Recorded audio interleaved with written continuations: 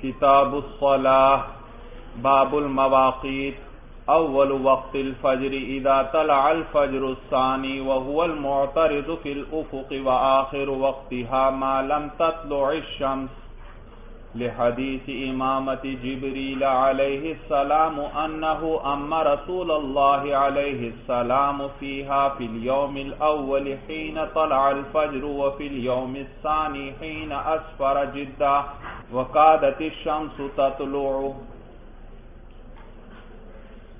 کتاب الصلاۃ، طہارت سے متعلقہ مسائل ذکر ہو گئے۔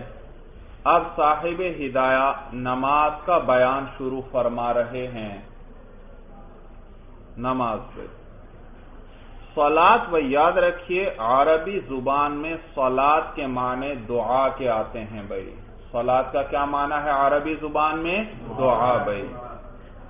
اور اصطلاح شریعت کے اندر صلاۃ وہ عبادت کا مخصوص طریقہ جو مخصوص افعال کے ساتھ ادا کیا جاتا ہے، مخصوص افعال اور مخصوص ارکان کے ساتھ ادا کیا جاتا ہے، یعنی وہ قیام، رکوع، سجدہ وغیرہ جو ہیں، تو وہ مخصوص ارکان کے ساتھ جس عبادت کو ادا کیا جاتا ہے اس کو صلاۃ کہا جاتا ہے بھائی۔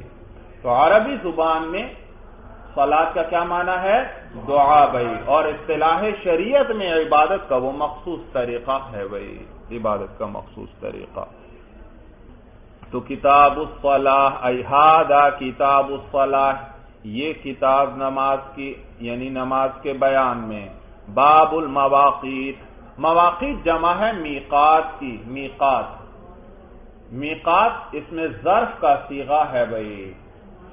میقات کا معنی ہے کسی چیز کا مقررہ وقت بھائی، یہ اسی طرح اس کا معنی ہے کسی چیز کی مقررہ جگہ، کسی چیز کی مقررہ۔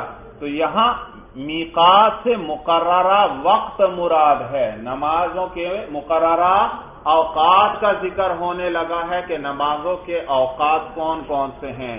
اسی طرح میقات جو ہے کسی چیز کی مقررہ جگہ جو ہے اس کو بھی کیا کہتے ہیں؟ میقات۔ چنانچہ آگے کتاب الحج آئے گی، وہاں میقات کا ذکر آئے گا، وہاں وقت نہیں مراد میقات سے بلکہ وہ جگہ مراد ہے جہاں سے آگے بغیر احرام کے گزرنا جائز نہیں ہے بھائی۔ سورت سمجھ میں آ گئی بھائی؟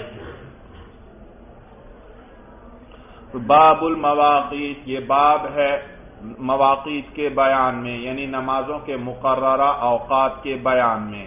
اوقات کے ذکر کو مقدم کیا بھائی صاحب ہدایہ نے، اس لیے کیونکہ آپ پڑھ چکے اصول فقہ کے اندر کہ نمازوں کے وجوب کا سبب ان کا وقت ہے۔ کسی شخص پر ظہر کی نماز تب واجب ہوگی جب وہ ظہر کا وقت پا لے گا۔ اگر ظہر کا وقت ہی ابھی نہیں آیا تو اس پر ظہر کی نماز بھی فرض نہیں۔ ظہر کا وقت پا لے گا تو ظہر کی نماز فرض ہو جائے گی۔ عصر کا وقت پائے گا تو عصر کی نماز اس پر فرض ہو جائے گی۔ اسی طرح کوئی شخص مسلمان ہوتا ہے، اگر وہ ظہر کے وقت میں مسلمان ہوا تو پھر اس نے ظہر کا وقت پا لیا تو ایمان کی حالت میں تو اس پر ظہر کی نماز فرض ہے۔ اور اگر وہ عصر کو مسلمان ہوا ہے تو اس نے تو ظہر کا وقت ایمان کی حالت میں نہیں پایا، لہذا اس پر ظہر کی نماز کی قضا بھی نہیں ہے بھائی۔ سورت سمجھ میں آ گئی بھائی؟ تو اوقات چونکہ نمازوں کے وجوب کا سبب ہے اس لیے ان کے بیان کو مقدم کیا۔ تو کہتے ہیں اول وقت الفجر اذا طلع الفجر الثانی، فجر کا اول وقت یعنی ابتدائی وقت جو ہے اذا طلع الفجر الثانی، جب فجر ثانی طلوع ہو جائے۔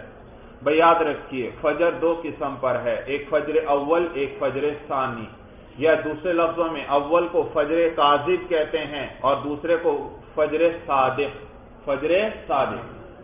اگر آپ سحری کے بعد مشرق کی طرف آسمان کا جو کنارہ ہے یعنی افق جو ہے اس کا مشاہدہ کریں تو صبح صادق سے چند منٹ پہلے اس طرف روشنی آپ کو دکھائی دے گی، لیکن وہ روشنی ستون کی صورت میں اوپر کی طرف نکلی ہوئی ہوگی، لمبائی میں طے ہوگی بھائی۔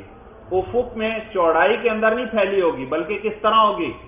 لمبائی میں ستون جس طرح ہوتا ہے اس طرح سیدھی اوپر کو جا رہی ہوگی، معمولی سی، بہت معمولی سی بھائی، وہ دکھائی دے گی۔ یہ ہے فجر کاذب بھائی، فجر کاذب، یا یوں کہیں فجر اول ہے۔ کیا ہے فجر اول؟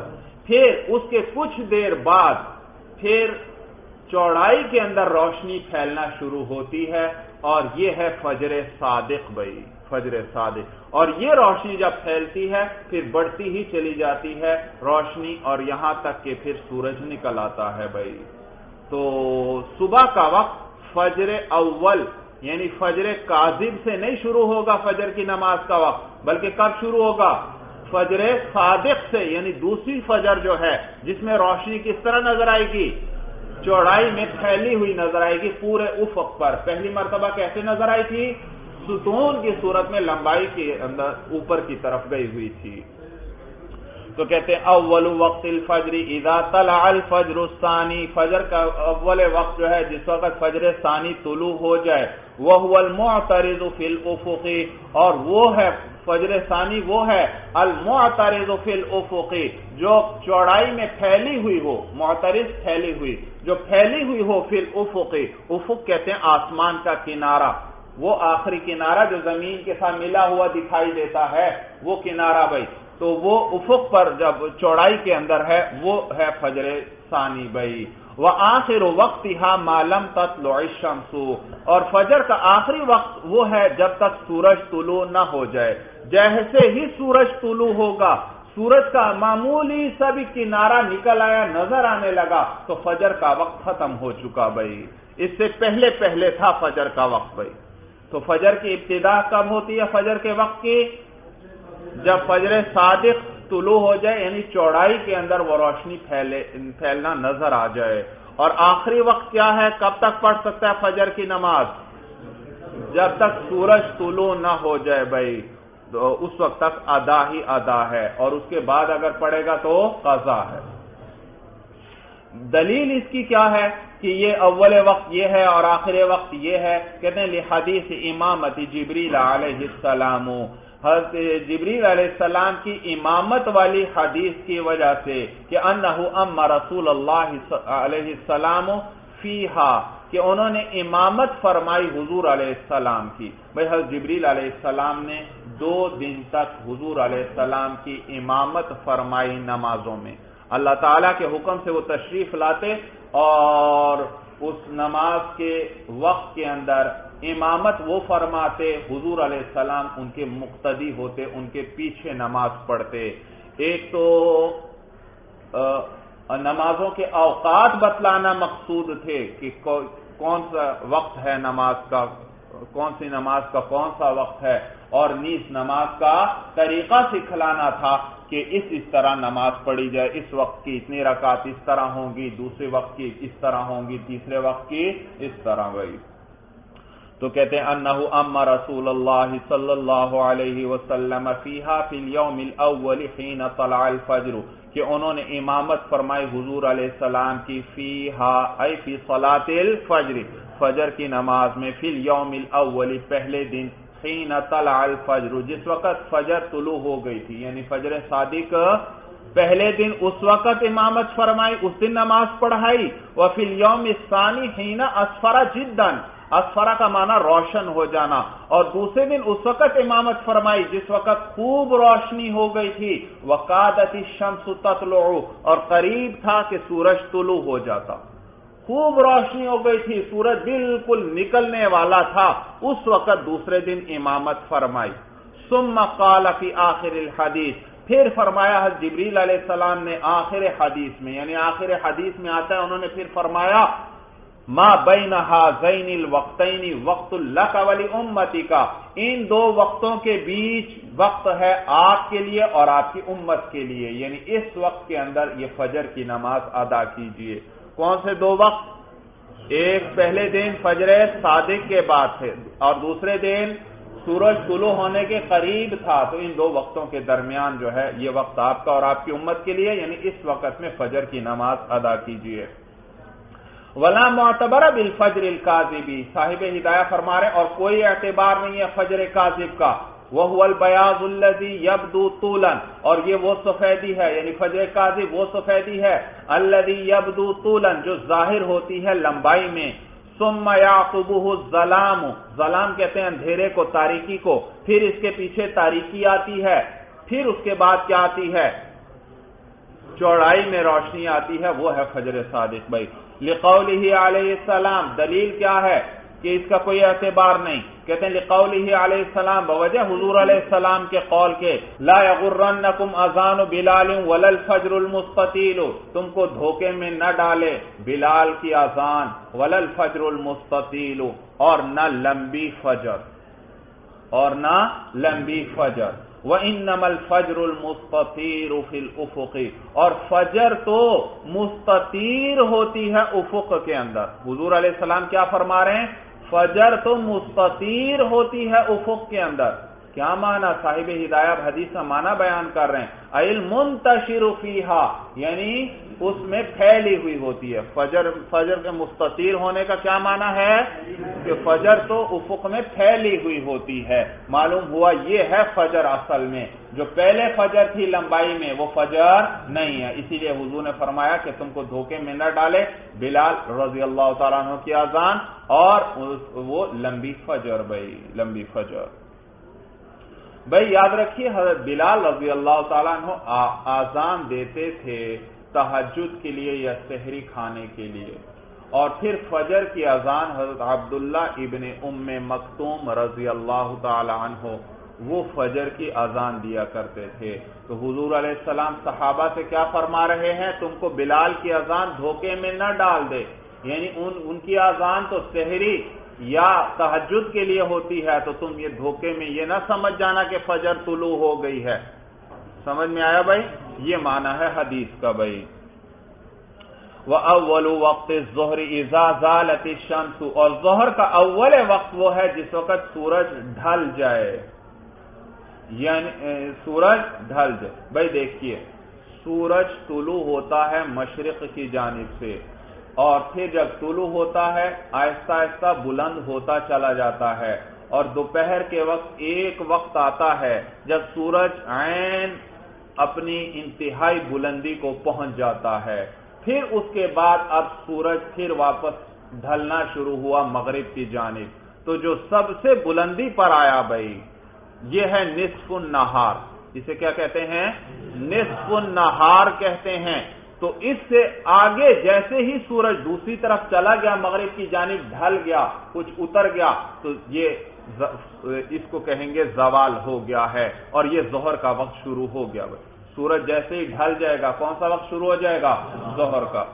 وَأَوَّلُ وَقْتِ الظُّهْرِ إِذَا زَالَتِ الشَّمْسُ، اور اول وقت ظہر کا اذا زالت الشمس، جب سورج ڈھل جائے، لِإِمَامَةِ جِبْرِيلَ عَلَيْهِ السَّلَامُ فِي الْيَوْمِ الْأَوَّلِ حِينَ زَالَتِ الشَّمْسُ، اس لیے کیونکہ بوجہ حضرت جبریل علیہ السلام کی امامت فرمانے کے پہلے دن جس وقت کے سورج ڈھل گیا تھا۔ پہلے دن کس وقت امامت فرمائی حضرت جبریل علیہ السلام نے؟ جب سورج جیسے ہی ڈھلا تھا، یعنی اول وقت کے اندر ہی انہوں نے ظہر کی نماز کی امامت فرمائی۔ وآخر وقتها عند ابی حنیفہ رحمہ اللہ اذا صار ظل كل شيء مثله سوا فیء الزوال، اور ظہر کا آخری وقت امام ابو حنیفہ رحمہ اللہ کے نزدیک اذا صار جب ہو جائے، ظل كل شيء، ظل کہتے ہیں سائے کو، سایہ، ظل كل شيء جب ہو جائے ہر چیز کا سایہ، مثلہ، اس کے دو مثل، اصل میں کیا تھا؟ مثلینہ، نون اضافت کی وجہ سے گر گیا تو یہ تثنیہ ہے، جب ہر چیز کا سایہ اس کے دو مثل ہو جائے، سوا فیء الزوالی، علاوہ زوال کے سائے کے۔ بھئی یہاں دو لفظ آئے، ظل اور فیء، ظل بھی سائے کو کہتے ہیں، فیء بھی سائے کو کہتے ہیں، لیکن فرق یہ کہ زوال سے پہلے کا جو سایہ ہے اسے کہتے ہیں ظل۔ دوپہر سے پہلے بھئی سورج جیسے مشرق سے طلوع ہوگا ہر چیز کا سایہ آپ کو نظر آنا شروع ہو جائے گا، اور پھر یہ سایہ سورج جوں جوں اونچا ہوتا جائے گا سایہ بھی آہستہ آہستہ چھوٹا ہوتا چلا جائے گا، اور عین سر پر جب سورج آ جائے گا اس کے بعد پھر سایہ کس طرف کا رخ کرے گا؟ پہلے سایہ کس طرف تھا؟ مغرب کی طرف تھا، اب سایہ کس طرف آ جائے گا؟ مشرق کی طرف آ جائے گا۔ تو زوال سے پہلے کا جو سایہ ہے اسے کہتے ہیں ظل، اور زوال اور اس کے بعد کا جو سایہ ہے اسے کیا کہتے ہیں؟ فیء۔ فاء کے معنی لوٹنے کے، تو فیء اس لیے اس کو کہتے ہیں کیونکہ یہ سایہ مشرق کی طرف لوٹ آیا ہے، مغرب سے کس طرف؟ مشرق کی طرف لوٹ آیا ہے، اس لیے اس کو فیء کہتے ہیں۔ لیکن یہ ظل ہی کا لفظ بعض اوقات عام ہر سائے پر بھی بول دیا جاتا ہے۔ زوال سے پہلے سائے کو ظل کہتے ہیں، لیکن بعض اوقات زوال کے بعد والے کو بھی کیا کہہ دیا جاتا ہے؟ ظل کہہ دیا جاتا ہے۔ تو امام صاحب کے نزدیک ظہر کا آخری وقت کب ہے؟ اذا صار ظل کل شیء مثلہ، جب ہر چیز کا سایہ اس کے دو مثل ہو جائے، سوا فیء الزوال، علاوہ فیء زوال۔ فیء زوال جو عین جب سورج سر پر ہو اس وقت جو کسی چیز کا وہ جو چھوٹا سا سایہ ہے اس کو کہتے ہیں فیء زوال۔ کیا کہتے ہیں بھائی؟ دیکھیے اس کا طریقہ بھی آگے آپ فلکیات کی کتابوں میں پڑھیں گے کہ یہ کیسے معلوم کریں گے کہ اس وقت سورج سر پر آ گیا ہے اور اب پھر اس وقت زوال ہو گیا ہے وغیرہ بھائی۔ تو اس کا وہ طریقہ ذکر کرتے ہیں کہ زمین پر بالکل ہموار زمین ہو، اونچی نیچی نہ ہو، اور اس پر ایک دائرہ کھینچ لیں اور اس دائرے کے بالکل مرکز میں ایک سیدھی لکڑی گاڑ دیں جو بالکل سیدھی ہو، کسی ایک طرف بھی معمولی سی جھکی ہوئی بھی نہ ہو۔ اب آپ جب سورج طلوع ہوگا صبح کے وقت آپ دیکھیں گے کہ سایہ مغرب کی طرف ہے، پھر سورج جوں جوں اونچا ہوتا چلا جائے گا سایہ چھوٹا ہوتا چلا جائے گا اور مغرب سے آہستہ آہستہ مشرق کی طرف کا رخ کر رہا ہے، لیکن ہے ابھی مغرب ہی کی طرف وہی۔ پھر عین جب سورج سر پر آ جاتا ہے تو سایہ بہت چھوٹا ہو گیا اور بالکل وہ لکڑی کے قریب ہی آ گیا۔ پھر جیسے سورج ڈھلنا شروع ہوتا ہے اب سایہ مشرق کی طرف کا رخ کر لیتا ہے اور پھر آہستہ آہستہ لمبا ہونا شروع ہو جاتا ہے۔ سورج سمجھ میں آ گئی؟ تو اس میں طریقہ ہے تفصیل مختصر یہ کہ وہ کہتے ہیں کہ جب وہ دائرہ آپ نے لگا لیا، بیچ میں لکڑی گاڑ کر سیدھی کھڑی کر دی، اب سایہ سورج مشرق سے طلوع ہوا، آپ سائے پر نظر رکھیے گا، سایہ چھوٹا ہوتے ہوتے ایک وقت آئے گا کہ بالکل دائرے کے اندر داخل ہونے لگا اس کا سرا، سائے کا سرا، جہاں وہ داخل ہو اس جگہ پر دائرے پر نشان لگا لیں۔ پھر وہ سایہ چھوٹا ہوتے ہوتے پھر لمبا ہونا شروع ہوگا مشرق کی طرف، اور عین ایک نقطے پر وہ دائرے سے اب نکلنے لگا ہے، جس جگہ سے نکلنے لگے وہاں پر بھی نشان لگا لیں۔ تو اب یہ دیکھیے دائرے پر دو نشان لگ گئے، ان دو نشانوں میں دیکھیے دونوں طرف ایک ایک قوس آ گئی، ٹیڑھا خط آ گیا یعنی دائرے والا۔ ہاں، اس قوس کی تنصیف کر دیں، آدھا کر دیں، جو حساب کے طریقوں میں وہ پرکار وغیرہ کی مدد سے اس کو پھر تقسیم کیا جاتا ہے۔ تو جب اس کو تنصیف کر دیں گے اس عین نصف پر آپ ایک سیدھی لکیر کھینچیں جو شمال سے جنوب کی طرف جا رہی ہوگی بھائی۔ جب عین اس لکیر کے اوپر سایہ آ جائے یہ ہے جب سورج عین سر پر ہے۔ اگلے دن پھر اب اس کو دیکھنا پڑے گا۔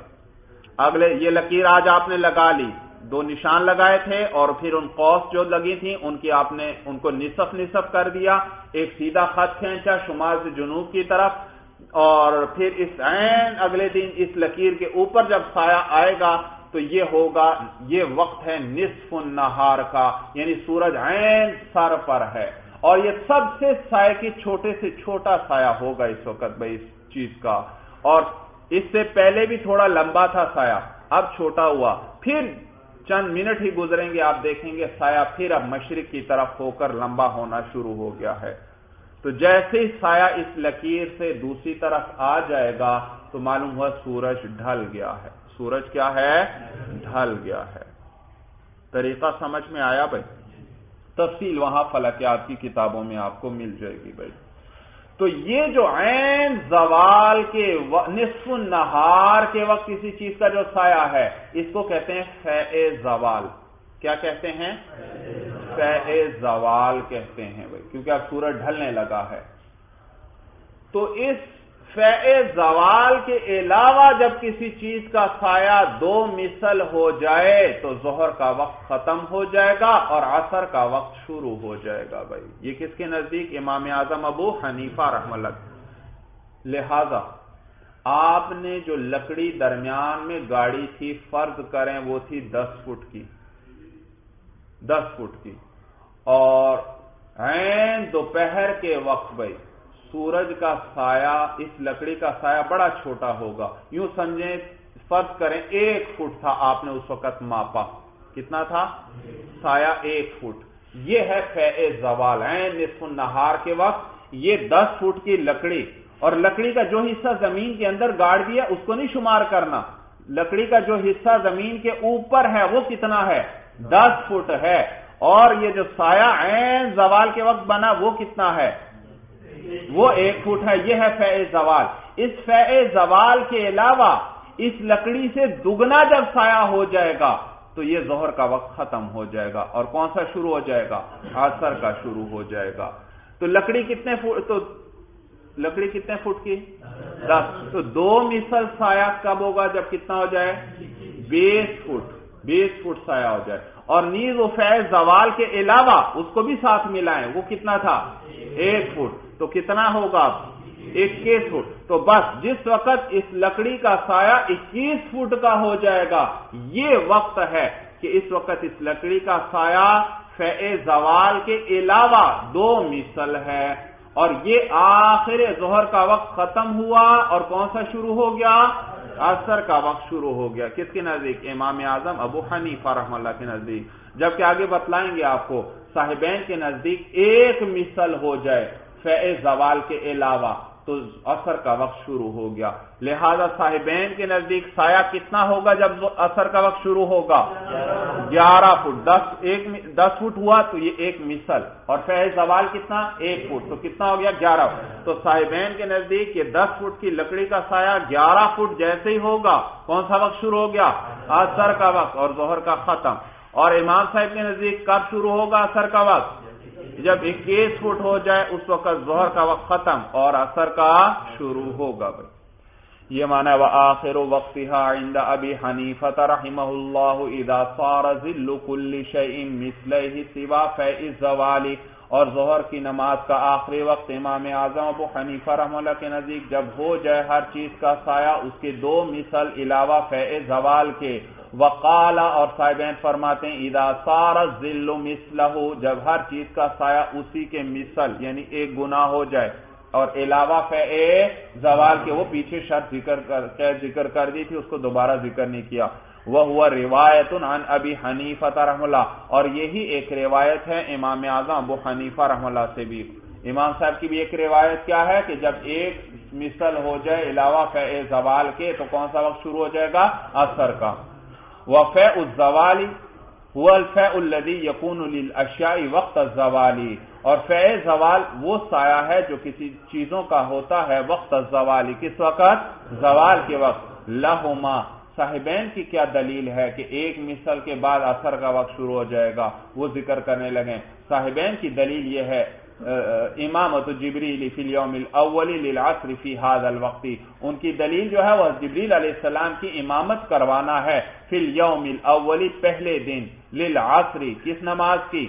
عصر کی نماز کی پہلے دن انہوں نے امامت کروائی فی هذا الوقت، اس وقت میں، یعنی جب ہر چیز کا سایہ 1 مثل ہو گیا تھا علاوہ فے زوال کے، معلوم ہوا عصر کا وقت شروع ہو گیا۔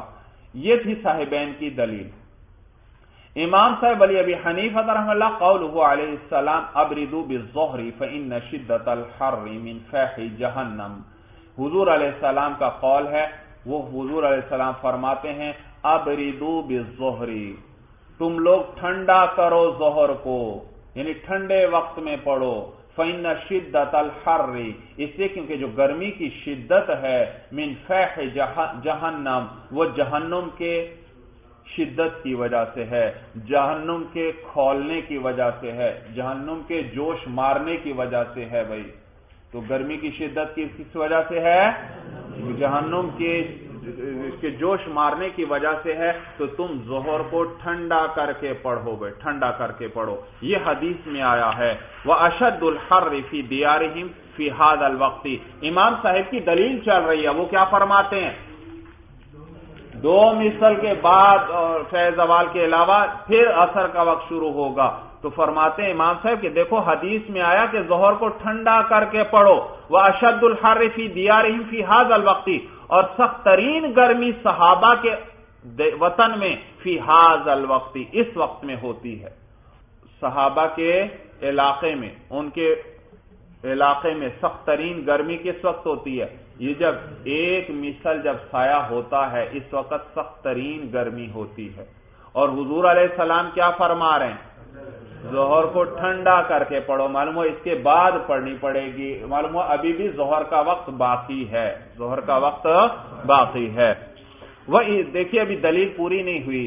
حدیث میں یہ آیا اور سخت ترین گرمی صحابہ کے دیار میں یعنی عرب کے علاقے میں فی هذا الوقت اس وقت میں ہوتی ہے. وَإِذَا تَعَارَضَتِ الْآثَارُ. اور جب آثار، میں نے بتلایا تھا آثار جمع ہے اثر، اور اثر نام ہے کس چیز کا؟ حدیث کا. تو اور جب حدیث میں تعارض آ گیا تو لا ينقضي الوقت بالشک، تو وقت نہیں گزرے گا شک کی وجہ سے.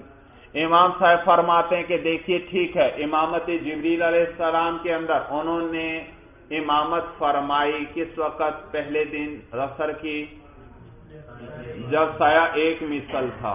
لیکن دوسری طرف ایک حدیث آ رہی ہے کہ ابردوا بالظہر، ظہر کو کیا کرو؟ ٹھنڈا کر کے پڑھو. اس حدیث سے پتہ چل رہا ہے کہ اول وقت میں عصر کا وقت شروع ہو گیا، ایک مثل کے بعد ہی کیا ہوا؟ عصر کا وقت شروع. اور اس حدیث سے پتہ چل رہا ہے کہ ایک مثل کے بعد بھی ظہر کا وقت باقی ہے. معلوم ہوا ابھی عصر کا وقت شروع نہیں. تو حدیث میں تعارض آ گیا.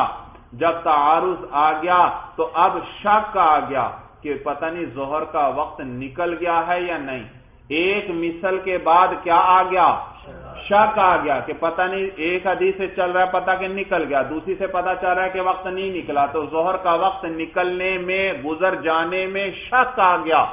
اور ظہر کا وقت پہلے تو یقینی تھا، ایک مثل سے پہلے تو اور ایک مثل کے بعد اس کا وقت گزرنے میں شک آ گیا. تو شک کی وجہ سے اب یہ یقین ضابطہ آپ نے پڑھا ہے. کیا ضابطہ؟ الیقین لا یزول بشک.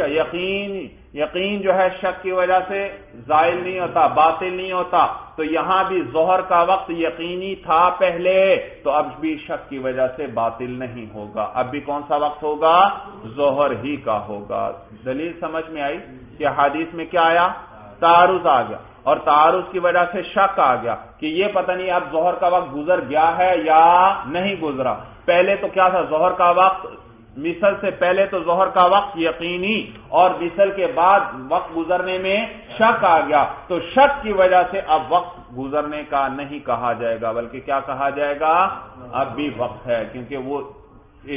کیونکہ ظہر کا وقت ہونا تو پہلے یقینی تھا. اب کیا رہا ہے؟ شک کے گزر گیا. تو شک کی وجہ سے گزرنے کا حکم نہیں لگایا جائے گا، کیونکہ شک یقین کو باطل نہیں کرتا. پہلے ظہر کا وقت یقینی ہے تو وہ اسی طرح چلتا رہے گا. دلیل سمجھ میں آ گئی بھائی؟ وَأَوَّلُ وَقْتِ الْعَصْرِ إِذَا خَرَجَ وَقْتُ الظُّهْرِ عَلَى الْقَوْلَيْنِ. اور عصر کا پہلا وقت اذا خرج وقت الظہر، جب ظہر کا وقت نکل جائے، علی القولین، دونوں قولوں پر. جب ظہر کا وقت نکل جائے دونوں قولوں کے مطابق تو عصر کا وقت شروع ہو جائے گا. کیا معنی؟ دونوں قولوں کے مطابق یعنی ہر ایک کے مطابق. کس طرح؟ امام صاحب کے نزدیک عصر کا وقت کب شروع ہو جائے گا؟ جب 2 مثل کے بعد ظہر، جو 2 مثل پر ظہر کا وقت پورا ہوتے ہی پھر آگے کیا شروع ہو جائے گا؟ عصر کا وقت شروع ہو جائے گا. اور صاحبین کے نزدیک کب شروع ہو جائے گا عصر کا وقت؟ ایک مثل پر ظہر کا وقت پورا ہوتے ہی ساتھ ہی کیا شروع ہو جائے گا؟ عصر کا وقت شروع ہو جائے گا. سورج سمجھ میں آ گئی؟ وآخر وقتها ما لم تغرب الشمس، اور آخری وقت عصر کی نماز کا جب تک سورج غروب نہ ہو جائے. دلیل اس کی کیا؟ کہتے ہیں لقولہ علیہ السلام، بوجہ حضور علیہ السلام کے قول کے من ادرک رکعتا من العصر قبل ان تغرب الشمس فقد ادرکہا، کہ جس نے ایک رکعت عصر کی نماز کی پالی قبل ان تغرب الشمس، سورج غروب ہونے سے پہلے، یعنی نماز شروع کی اور ایک رکعت پڑھ چکا، اس کے بعد سورج غروب ہو گیا، تو ابھی تو عصر کی نماز پوری نہیں کی تھی، بیچ میں سورج کیا ہوا؟ غروب ہوا، پھر بھی حدیث میں آ رہا ہے فقد ادرکہا، تو اس نے عصر کی نماز کو پا لیا، یعنی یہ اس کی نماز قضا نہیں بلکہ ادا ہی ہے۔ بھائی معلوم ہوا سورج غروب ہونے تک وقت ہے، اس سے پہلے ایک رکعت بھی پا لی تو اس نے عصر کی نماز پا لی۔ بھائی وَأَوَّلُ وَقْتِ الْمَغْرِبِ إِذَا غَرَبَتِ الشَّمْسُ، اور مغرب کا ابتدائی وقت، اول وقت جو ہے اذا غربت الشمس، جب سورج غروب ہو جائے، وآخر وقتها ما لم يغب الشفق، اور آخری وقت مغرب کا جب تک شفق غائب نہ ہو جائے، جب تک شفق غائب نہ ہو، جب شفق غائب ہو جائے گی تو مغرب کا وقت بھی ختم ہو جائے گا، مغرب کا وقت بھی۔ اور شفق کسے کہتے ہیں آگے ذکر کریں گے۔ امام صاحب کے نزدیک شفق سفیدی کا نام، صاحبین کے نزدیک شفق سرخی کا نام۔ سورج جب غروب ہوتا ہے تو مغربی کنارے پر آپ کو افق سرخ رنگ کا دکھائی دیتا ہے، اور یہ سرخی تقریباً 15 منٹ کے لگ بھگ، یا اس کے لگ بھگ کچھ کمی بیشی کے ساتھ یہ 15 منٹ سرخی تقریباً رہتی ہے، پھر اس کے بعد سفیدی چھا جاتی ہے اس طرف، اور پھر یہ سفیدی تقریباً گھنٹہ سوا گھنٹے تک رہتی ہے۔ بھائی گھنٹے سوا گھنٹے، اس سفیدی کے بعد پھر تاریکی چھا جاتی ہے مغربی افق پر۔ بھائی سمجھ میں آیا بھائی؟ تو یہ اب شفق کسے کہتے ہیں؟ تو یہ یاد رکھیے صحابہ کے زمانے سے ہی اختلاف چلا رہا ہے۔ بعض کیا فرماتے ہیں کہ شفق سرخی کا نام ہے، اور بعض کیا فرماتے ہیں شفق سفیدی کا نام ہے۔ بھائی سورج سمجھ میں آ گئی بھائی؟ تو یہ آگے اختلاف اب صاحب ہدایہ بھی تفصیل ذکر کر رہے ہیں، کہتے ہیں وآخر وقتها ما لم يغب الشفق، اور آخری وقت مغرب کی نماز کا جب تک شفق غائب نہ ہو جائے۔ وقال الشافعی رحمہ اللہ تعالی مقدار ما يصلى فيه 3 رکعات، امام شافعی رحمہ اللہ فرماتے ہیں کہ مغرب کے آخری وقت وہ مغرب کے وقت کی مقدار کتنی ہے؟ اتنا وقت کہ یصلی فیہ، کہ پڑھی جائیں اس میں 3 رکعات، کتنی رکعتیں؟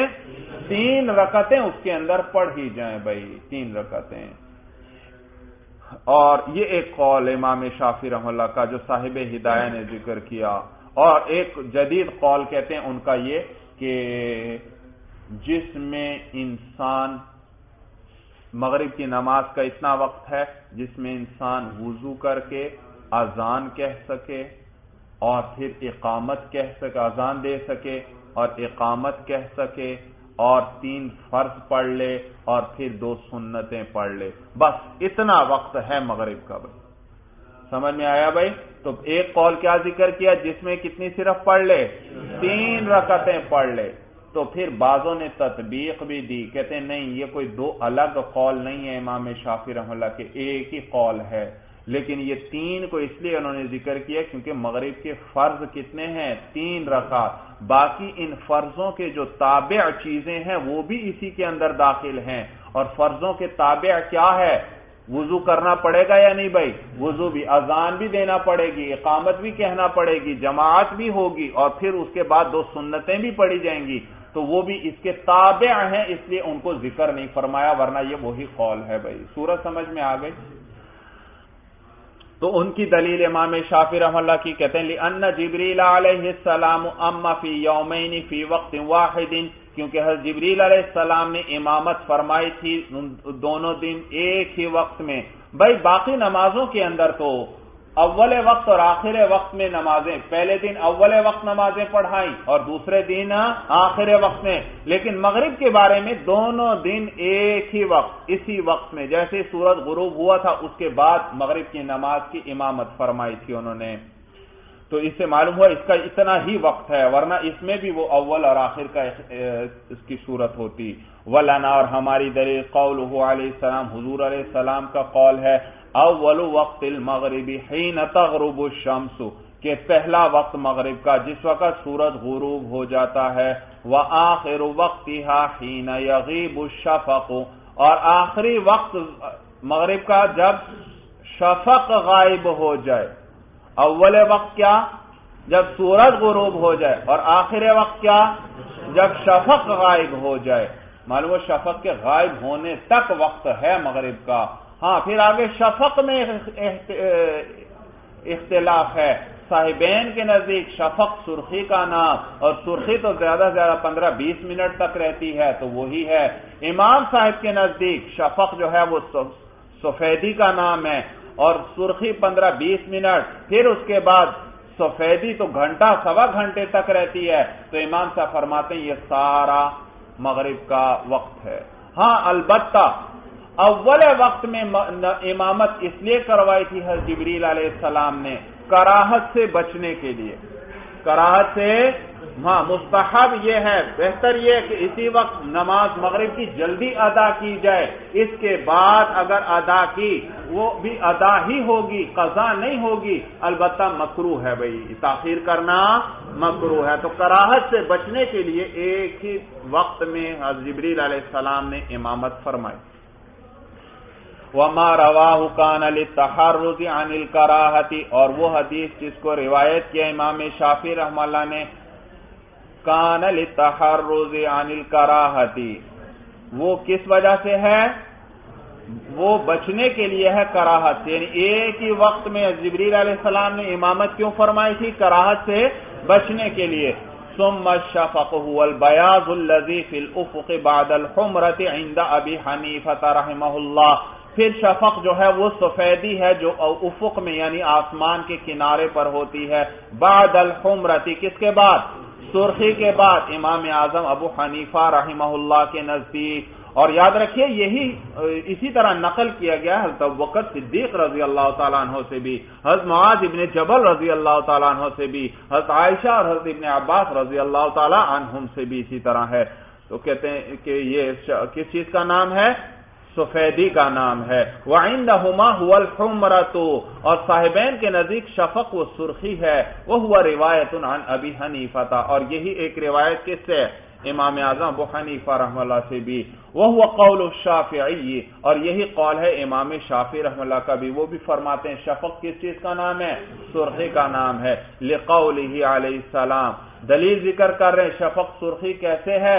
کہتے ہیں بوجہ حضور علیہ السلام کے قول کے، الشفق الحمرۃ، شفق جو ہے وہ سرخی ہی ہے۔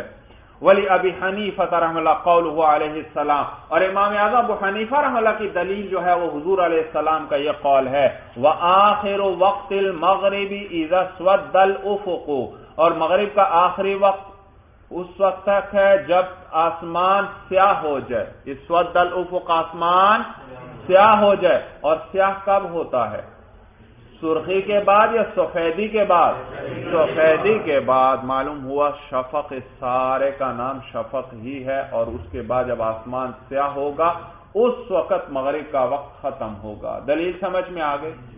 وما رواہ موقوف علی ابن عمر رضی اللہ تعالی عنہما ذکرہ مالک رحمہ اللہ تعالی فی الموطا، اور وہ حدیث جس کو روایت کیا ہے بھائی یہ امام شافعی رحمہ اللہ نے، یہ بھائی حدیث ذکر کی، الشفق الحمرۃ، حدیث میں کیا آیا؟ شفق کس چیز کا نام ہے؟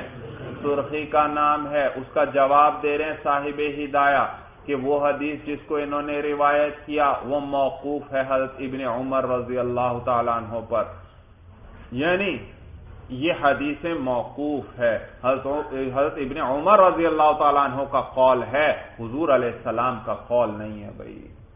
سمجھ میں آیا بھائی؟ تو یہ جو حدیث جس کو انہوں نے روایت کیا یہ موقوف ہے حضرت ابن عمر رضی اللہ تعالیٰ عنہ پر، ذکرہ مالک رحمہ اللہ، اور اس حدیث کو ذکر کیا ہے امام مالک رحمہ اللہ نے فی الموطا، اپنی حدیث کی کتاب موطا کے اندر اس کو ذکر کیا ہے انہوں نے۔ اور کس کے طور پر ذکر کیا کہ حضور علیہ السلام کا قول ہے یا حضرت ابن عمر رضی اللہ تعالیٰ عنہ کا قول ہے؟ یہ حضرت ابن عمر رضی اللہ تعالیٰ عنہ کا قول ہے۔ وفیہ اختلاف الصحابتی، اور اس کے اندر صحابہ کا اختلاف، یعنی شفق کے اندر صحابہ کا بھی اختلاف ہے، بعض اس سرخی کو قرار دیتے ہیں اور بعض کس کو قرار دیتے ہیں؟ سفیدی کو قرار دیتے ہیں۔ تو اگر حضرت ابن عمر رضی اللہ تعالیٰ عنہ نے اس کو سرخی کو قرار دیا ہے اپنے قول میں، تو باقی صحابہ ایسے بھی ہیں جنہوں نے کس کو قرار دیا ہے؟ سفیدی کو قرار دیا ہے۔ وَأَوَّلُ وَقْتِ الْعِشَاءِ، اور عشاء کا اول وقت، اذا غاب الشفق، جب شفق غائب ہو جائے، یعنی جب مغرب کا وقت نکلے گا فوراً کس کا وقت شروع ہو جائے گا؟ عشاء کا۔ وَآخِرُ وَقْتِهَا مَا لَمْ يَطْلُعِ الْفَجْرُ، اور عشاء کی نماز کا آخری وقت جب تک فجر طلوع نہ ہو جائے، یعنی فجر تک ہے، فجر تک عشاء کا وقت۔ لقولہ علیہ السلام، بوجہ حضور علیہ السلام کے قول کے، وآخر وقت العشاء حین لم یطلع الفجر، اور عشاء کا آخری وقت جو ہے جب تک کہ فجر طلوع نہ ہو جائے اس وقت تک ہے۔ وہو حجۃ علی الشافعی رحمہ اللہ، اور یہ حدیث دلیل ہے امام شافعی رحمہ اللہ کے خلاف، فی تقدیرہ بذہاب ثلث اللیل، کہ ان کا جو انہوں نے اندازہ لگایا ہے ثلث لیل کے جانے کے ساتھ۔ امام شافعی رحمہ اللہ فرماتے ہیں کہ شفق جب ختم ہو تو عشاء کا وقت شروع ہو گیا اور ثلث لیل تک رہے گا، تہائی رات تک، رات کے تیسرے حصے تک، یعنی فرض کریں اگر رات ہے 9 گھنٹے کی، سورج غروب ہونے سے لے کر فجر صادق تک کتنا ہے وقت؟ 9 گھنٹے۔ تو اس میں سے اول تو شفق میں جب تک ہے یہ ہے مغرب کا وقت، اور اس کے بعد جو وقت ہوگا وہ عشاء کا، اور کب تک رہے گا؟ ثلث لیل، رات کتنی تھی کل؟ 9 گھنٹے، تو 3 گھنٹے پہلے، 3 گھنٹے اس کے اندر اندر پڑے گا، یہ ہے عشاء کی نماز کا وقت۔ بھائی یہ وقت گزر جائے گا تو عشاء کا وقت بھی گزر جائے، سمجھ میں آیا بھائی؟ اور یہ 3 گھنٹے جو ثلث لیل ہے اسی کے اندر وہ مغرب کا وقت بھی آ گیا بھائی، اس کا بھی تھوڑا سا وقت نکال دو، تو 3 گھنٹے سارا نہ ہوا عشاء کا وقت بلکہ اس سے کم ہو گیا۔ سورج سمجھ میں آ گئی؟ یہ معنی ہے وَهُوَ حُجَّةٌ عَلَى الشَّافِعِيِّ رحمہ اللہ فی تقدیرہ بذہاب ثلث اللیل، اور یہ حدیث دلیل ہے امام شافعی رحمہ اللہ کے خلاف جو انہوں نے ثلث لیل کے گزرنے کے ساتھ اندازہ لگایا ہے عشاء کے وقت کا۔ وَأَوَّلُ وَقْتِ الْوِتْرِ بَعْدَ الْعِشَاءِ، اب وطروں کا بیان کر رہے ہیں کہ وطروں کا اول وقت جو ہے بعد العشاء، کس کے بعد ہے؟ عشاء کے بعد ہے۔ وَآخِرُهُ مَا لَمْ يَطْلُعِ الْفَجْرُ، اور وطروں کا آخری وقت جو ہے جب تک فجر طلوع نہ ہو جائے۔ لقولہ علیہ السلام، دلیل ذکر کر رہے ہیں بوجہ حضور علیہ السلام کے قول کے، فی الوتر، وطر کے بارے میں آپ نے فرمایا فَصَلُّوهَا مَا بَيْنَ الْعِشَاءِ إِلَى طُلُوعِ الْفَجْرِ، کہ تم لوگ پڑھو وطروں کو، وطر کی نماز کو، ما بین العشاء الى طلوع الفجر، عشاء سے لے کر طلوع فجر کے بیچ میں، عشاء سے لے کر کے بیچ میں۔ معلوم ہوا کب شروع ہوگا وطر کا وقت؟ عشاء کے بعد، عشاء کے بعد، اور طلوع فجر تک رہے گا۔ قال هذا عندهما، قال سے مراد ہے صاحب ہدایہ خود بھائی، صاحب ہدایہ فرماتے ہیں ھذا عندہما، یہ صاحبین کے نزدیک ہے، یعنی جو متن میں ذکر ہوا یہ کس کا قول ہے؟ صاحبین کا قول ہے۔ وعند ابی حنیفہ رحمہ اللہ وقت العشاء، کہ وطروں کا وہی وقت ہے جو عشاء کا وقت ہے۔ صاحبین تو کیا فرماتے تھے؟ وطروں کا وقت کب شروع ہوگا؟ عشاء کی نماز کے بعد شروع ہوگا۔ جب آپ عشاء کی نماز پڑھ لیں گے تو اب کس کا وقت شروع ہو گیا؟ وطروں کا۔ اس سے پہلے وطروں کا وقت تھا ہی نہیں، عشاء کی نماز کا وقت تو تھا لیکن وطروں کا نہیں تھا۔ امام صاحب فرماتے ہیں نہیں، جیسے عشاء کا وقت شروع ہوا، یہ عشاء کا بھی ہے یہ وطروں کا بھی ہے، دونوں کا ایک ہی وقت ہے۔ ہاں البتہ وطر کو وہ بھی فرماتے ہیں کہ عشاء پر مقدم نہیں کریں گے بھائی، اگر کر دیے کسی نے مقدم تو پھر دوبارہ لوٹانا پڑیں گے، کیونکہ ان میں ترتیب ضروری ہے. پہلے عشاء ہے، اس کے بعد کیا ہے؟ وطر. صاحبین کے نزدیک تو اگر پہلے وطر پڑھ لیے پھر تو وطر ہوا ہی نہیں، کیونکہ ابھی ان کا وقت ہی نہیں شروع ہوا. نماز پڑھ لے گا عشاء کی تو پھر کس کا وقت شروع ہوگا؟ وطر. امام صاحب فرماتے ہیں نہیں، عشاء کا وقت شروع ہوا تو یہی وطروں کا بھی وقت ہے، وطروں کا وقت شروع ہو گیا، لیکن پہلے پڑھ نہیں سکتا. ہاں اگر کسی نے بھولے سے پڑھ لیے، وہ سمجھا تھا میں نے عشاء کی نماز پڑھ لی اور وطر پڑھ لیے، پھر خیال بعد میں کچھ دیر بعد یاد آیا ہو عشاء کی آج ابھی میں نے نماز نہیں پڑھی تھی، تو اب یہ وطر اس نے نماز پر مقدم کیے بھول کر یا جان بوجھ کر؟ بھول کر. تو اب امام صاحب فرماتے ہیں اعادے کی ضرورت نہیں بھائی، بھول کر ایسا ہوا ہے، لہذا اب عشاء کی نماز پڑھ لے اور وطر ہو گئے، کیونکہ وطر کا وقت شروع ہو چکا تھا عشاء کے وقت کے ساتھ ہی. دلیل سے بات سمجھ میں آ گئی بھائی؟ تو کہتے ہیں وعند ابی حنیفہ رحمہ اللہ وقتہ وقت العشاء، کہ وطر کا وقت جو ہے وہ عشاء کا وقت ہے. الا انه لا يقدم علیہ، مگر یہ کہ وطر جو ہے ان کو مقدم نہیں کیا جائے گا عشاء پر. عند التذکیر، یاد ہوتے وقت، جب انسان کو کیا ہو؟ یاد ہو، تو پھر جان بوجھ کر وطروں کو مقدم نہیں کر سکتا. للترتیب، کس وجہ سے؟ ترتیب کی وجہ سے کہ ان میں ترتیب ضروری ہے، پہلے عشاء ہو اور اس کے بعد کیا ہو؟ وطر. ہاں اگر بھولے سے پڑھ لیے ہیں تو پھر امام صاحب کے نزدیک وطر کا اعادہ نہیں. صاحبین پھر بھی فرماتے ہیں وطر کا اعادہ کرے، کیونکہ جب تک عشاء پڑھی نہیں وطر کا وقت شروع بھی نہیں ہوا. بھائی بات سمجھ میں آ گئی؟ یہاں ایک بات یاد رکھیے گا بھائی، عصر کی نماز کا وقت بھائی امام صاحب کے نزدیک بھائی فتویٰ امام صاحب ہی کے قول پر ہے، اور ظہر میں اور عصر میں. صاحبین تو کیا فرماتے تھے؟ ایک مثل کے بعد ہی عصر کا وقت شروع ہو گیا، لیکن فتویٰ کس کے قول پر؟ امام اعظم ابو حنیفہ رحمہ اللہ کے قول پر. تو لہذا ظہر کا وقت دو مثل کے جب تک سایہ نہ ہو جائے اس وقت تک رہے گا، جیسے ہی دو مثل ہوگا ظہر کا وقت ختم، اور کون سا شروع؟ عصر کا وقت شروع ہو جائے گا.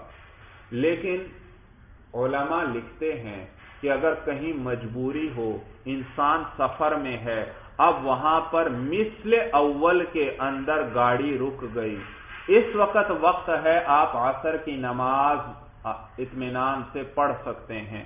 اور آپ کو پتہ ہے آگے پھر مشکل پیش آ جائے گی، گاڑی پتہ نہیں رکتی ہے یا نہیں رکتی. تو اس صورت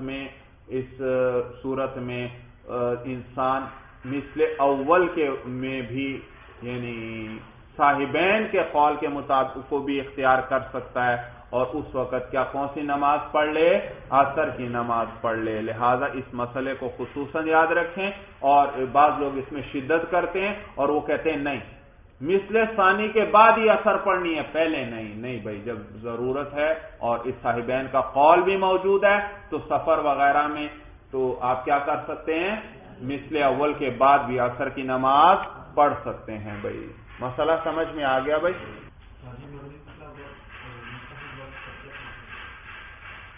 جی مغرب میں نے بتایا، مغرب کا وقت جو ہے وہ مستحب وقت جو پہلا ہے، یعنی وہ سرخی جب تک ہے آسمان کے کنارے پر، اور آخر وقت یاد رکھیے فتویٰ امام اعظم ابو حنیفہ رحمہ اللہ کے قول پر ہے مغرب کے اندر بھی. مغرب کا وقت صرف یہ 15-20 منٹ نہیں ہے بلکہ 1.5 گھنٹے کے لگ بھگ وقت ہے بھائی مغرب کا. تو اس کا یہ معنی نہیں کہ اب نماز کو آپ اطمینان سے مؤخر کریں، نہیں بھائی، اس نماز کو اول وقت ہی میں پڑھیں، بعد میں پڑھیں گے تو مکروہ ہو جائے گی، ہوگی تو ادا ہی، قضا نہیں. بس اتنا فرق آ گیا کہ قضا نہیں ہوگی بلکہ کیا ہوگی؟ ادا، لیکن ہوگی مکروہ. بھائی سورج سمجھ میں آ گئے گا؟ چلیے بس بھائی، ھذا ھو المرام، واللہ اعلم بحقیقت الکلام.